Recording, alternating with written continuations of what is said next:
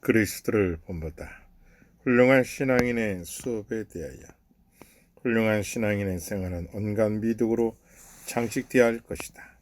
그러므로 하늘에 계신 너희 아버지의 온전하심과 같이 너희도 온전하라. 마태복음 5장 48절 말씀.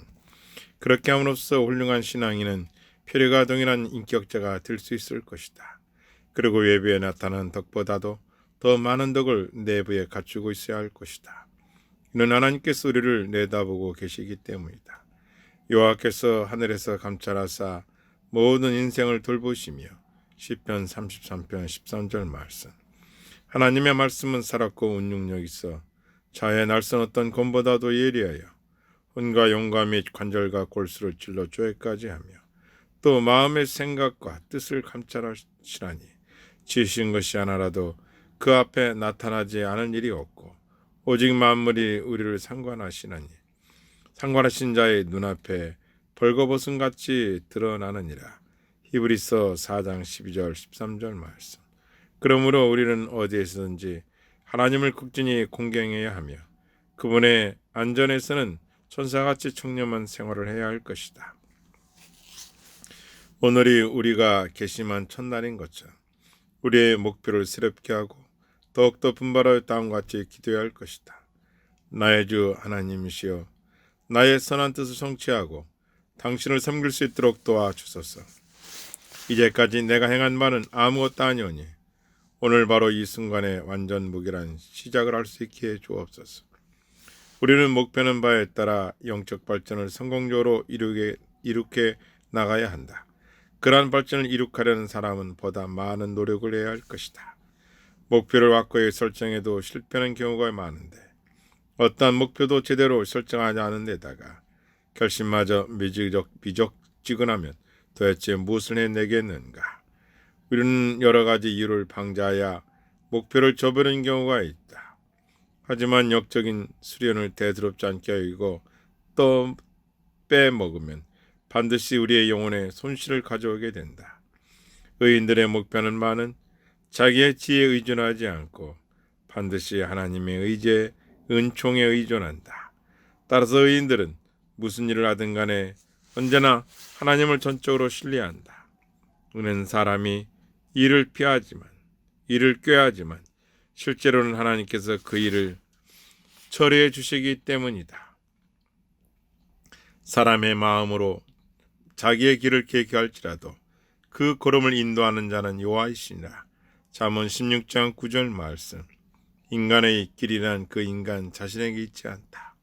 자선행이나 형제에게 도움을 주는 일을 하다가 일상적인 자기 순을 빼먹는 경우가 있다면 후에 쉽사리 보충할 수 있다. 그러나 권태나 부주의 때문에 경솔하게 일상적인 순을 포기한다면 그것은 하나님에 대한 대형무도한 것이시오 우리 자신에게 손해임을 알게 될 것이다.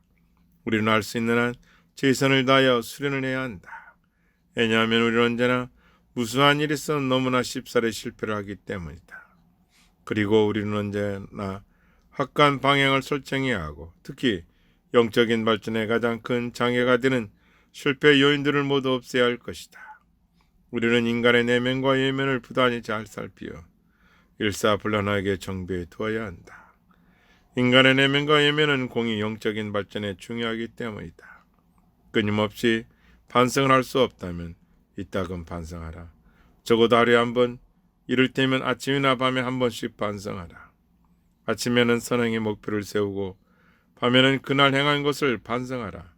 즉 그날에 행한 말과 행위와 생각이 어떠했는지를 반성하라.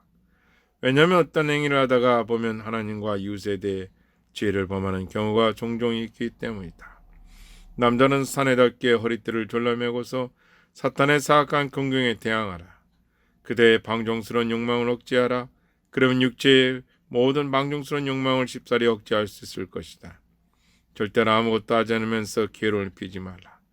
책을 읽든지 글을 쓰든지 기도를 하든지 명상을 하든지 아니면 공공복지 사업에 힘쓰라. 이러한 것들을 육체적인 수련에 적용할 경우에는 잘 분별하여 적용해야 한다. 그것들은 모든 사람들에게 똑같이 적용할 만한 것들이 못 되기 때문이다. 공적인 수련은 아닌 그러한 수련 행위를 굳이 여러 사람들에게 드러내 보일 필요는 없다. 사사로운 일이 집에서 혼자 하는 편이 더 안전하다. 그렇다고 해서 사사로운 일은 한속 잘해내면서 공적인 일을 소리하지 않도록 주의하라. 그러나 그대가 맡은 책무를 충실히 완수한 다음 시간 여유가 있으면 평소에 개인적으로 하고 싶었던 일을 하라. 모든 사람이 한결같이 똑같은 영적 수련을 할 수는 없다. 어떤 사람에게는 이런 식의 수련이 더욱 효과적이고 또 어떤 사람에게는 저런 식의 수련이 더 효과적이기 때문이다. 시기나 절기에 대하여 여러 가지 수련이 적용된다. 어떤 수련은 평일에 하는 것이 좋고 어떤 수련은 주일에 하는 것이 좋다. 시험을 당할 때 필요한 수련이 있고 대평스러울 때 필요한 수련도 있다.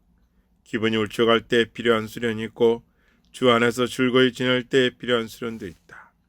주요 축제자가 되면 선행을 위한 수련이 활기를 띨 것이며 성도들이 더욱 간절한 기도를 드릴 것이다. 한 축제에서 다른 축제로 이어지는 동안 우리는 마치 이 세상을 아직하고 천국에서 멀어 벌어지는 영원한 잔치에 참여하는 것처럼 몇 가지 선한 결정을 내려야 한다. 그러므로 우리는 곧 하나님께 불려가서 수고의 보상을 받은 것을 예상하고 성스러운 축제 시절에 대비하여 철저히 준비를 하고 더욱더 신실하게 살아가며 지켜야 할 모든 사항을 한층 더 준수해야 할 것이다. 그러나 만약에 하나님 내리실 보상이 연기된다면 우리의 준비가 불충만한 점과 하나님의 정하신 시간에 우리가 계시하실 그 엄청난 영광을 받을 자격이 아직 급이지 않은 점을 깨닫도록 하라.